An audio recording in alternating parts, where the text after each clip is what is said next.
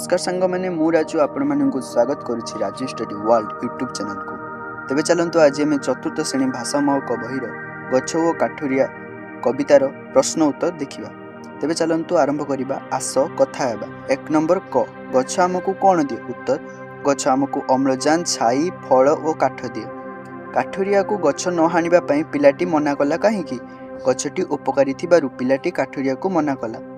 मिठा फल फलु नथिले मध्य गछ न काटिबार कारण कौन? गछटी छाई दिए और अनेक उपकार करे, सेथिपई एहाकु काटिबा उचित नुहे। गछ मूले पिलाटी बसी बाल्यकाल रे कौन करुथिला? गछ मूले बसी से सांग मानक सह खेलुथिला। गछ केउ केउ घटना सब देखिछि बोली कविता रे लिखा जाइछि। गछ अनेक सुख दुख और विवाह आदि घटना देखिछि बोली कविता रे लिखा जाइछि। आस उत्तर लिखिबा। 1 नंबर गद्य आकार रे लेख। हे काठुरिया एही गछ को काट नहीं, मो कथा शुण। प्रभात रे पूर्व आकाश रे सूर्य उदय हुए। अनेक पुओ झीओंकर विवाह एही गछ देखिछि। एही गछ को आम पितामह माने लगाई थिले। खरा बेले बाटोई माने एही गछ तळे विश्राम करंती। 2 नंबर शब्द मेल कर। मिठा मिठा फल गछ कहानी। संज सकाळे पूर्व आकाशे कुहू कुहू ताने। भाषार कथा। रास्ता कड़े गछ लगाइबा काहेकि? उत्तर छाई और शुद्ध वायु पई। 2टी औषधीय गछर नाम कुह। निंब और तुलसी। केउ गछर पत्र पिता लगे? निंब गछर पत्र पिता लगे। केउ गछर पत्र को बाटी नखरे रंग करे? मेहंदी गछर पत्र। केउ गछर फूल राति रे फुटी सकाळे झरी पड़े? शिउली फूल। गछर उपकारिता 5 धाड़ी रे लेख।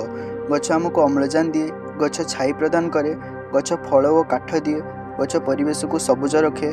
गछ आम जीवन पई बहुत उपकारी। चिंता करी कुह और लेख। बास शब्दर अर्थ। क नंबर रे वस्त्र, ख नंबर रे सुगंध, ग नंबर रे घर। 2 नंबर अक्षर सजाई लेख।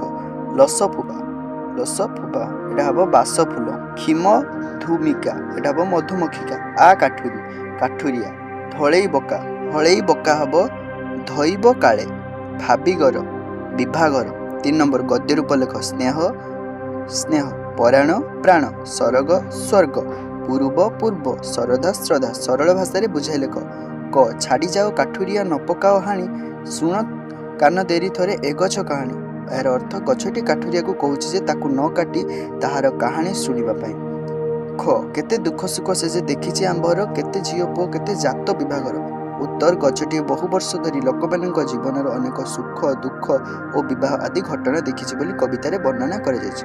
जदि प्रश्न उत्तरटी भल लागिथिबो तेबे चैनल को गोटे लाइक कर दियंतु एवं एही भली वीडियो देखिबा पई चैनल को गोटे सब्सक्राइब कर दियंतु। देखा हबो नेक्स्ट वीडियो।